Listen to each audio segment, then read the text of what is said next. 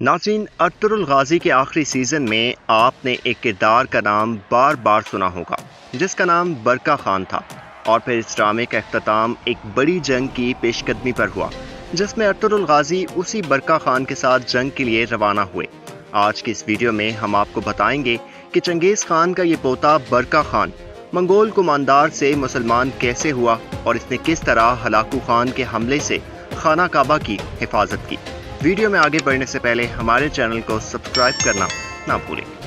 चंगेज़ खान का पोता बरका खान इस्लाम कबूल करने से पहले एक मंगोल कमांडर था। बरका खान के वालिद का नाम जोजी खान और वालदा को सुल्तान खातून कहा जाता था। बरका खान की तरबियत में उसकी वालदा का बहुत बड़ा हाथ था। बरका खान की वालदा एक रहम दिल औरत थी और उन्होंने अपने बेटे बरका खान की तरबियत भी इन्हीं असूलों पर की। सुल्तान खातून बचपन से ही बरका खान को कत्लो गारत और लूट मार से बेजार करती आई थी, जो मंगोलों का शेवा था, और बरका खान को इस्लाम के बारे में बताया करती थी। सुल्तान खातून मुसलमान नहीं थी, मगर वो मुसलमानों के मजहब को बहुत अच्छी तरह जानती थी। बरका खान की वालदा की इस्लाम की तरफ रग़बत की वजह कोई और नहीं बल्कि मशहूर आलिम दीन शेख मोहिउद्दीन इब्न अल अरबी थे। जी, ये वही इब्न अल अरबी थे जिनका किरदार अर्तुगरुल गाज़ी सीरियल में दिखाया गया है। यही वजह थी कि बरका खान मंगोलों से हटकर एक मुनफरिद शख्सियत का मालिक बना और इस्लाम के बारे में मज़ीद जानने के लिए बेताब रहा। और जब वो बड़ा हुआ तो उसने अपने दरबार में शेख सैफुद्दीन को तलब किया, जिन्होंने उसके जहन में पैदा होने वाले सवालात को हल करने में मदद की। और फिर शेख सैफुद्दीन की कोशिशों से बिलाखिर बरका खान मुसलमान हो गया और इस तरह मंगोलों की जानिब से पहला मुसलमान होने का एहसास बरका खान को ही मिला।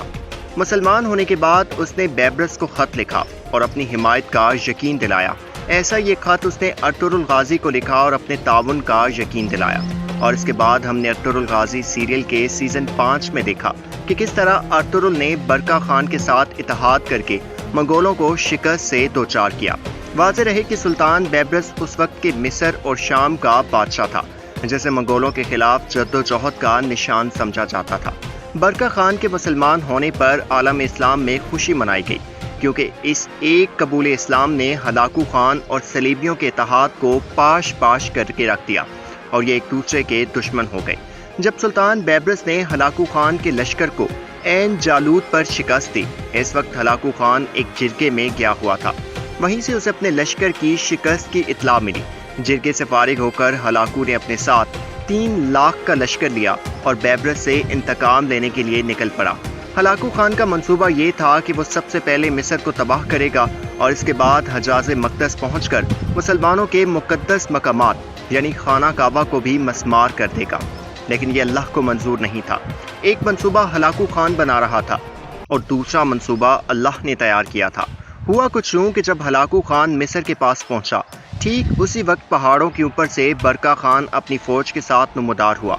इससे कबल बैबरस ने तमाम मिस्र और हजाज़ मक़दस को ख़त लिखकर बरका खान के लिए खसूसी दुआओं का एहतमाम करने की दरख्वास्त की थी। बरका खान वो वाहिद हीरो है जिसके लिए आलम इस्लाम में सबसे ज़्यादा दुआएं की गई। हलाकू खान ने जब बरका खान को आते देखा तो पहले वो हैरान हो गया, लेकिन जल्द ही उसे सख्त मुज़ाहमत का सामना करना पड़ा। हलाकू खान की फौज जरा ही देर में संभल गई और बरका खान की फौज को धकेलने में कामयाब रही, मगर ये आर्जी पेशकदमी साबित हुई। चूँकि सर्दियों का सख्त तरीन मौसम अरूज पर था, इसलिए चारों जानिब बर्फ जमी हुई थी। वहाँ पर एक दरिया भी था जिस पर बर्फ की मोटी तह जमी हुई थी। बरका खान के भतीजे ने जुर्रत का मुजाहरा करते हुए हलाकू खान की फौज पर इतना शदीद हमला किया कि उनके कदम उखड़ गए। वो ऐन दरिया के ऊपर पहुंचने वाली हलाकू खान की आधी फौज दरिया बुर्द हो गई, क्योंकि वहां से बर्फ टूट चुकी थी। ये सब हालात गैर मुतवक्के थे।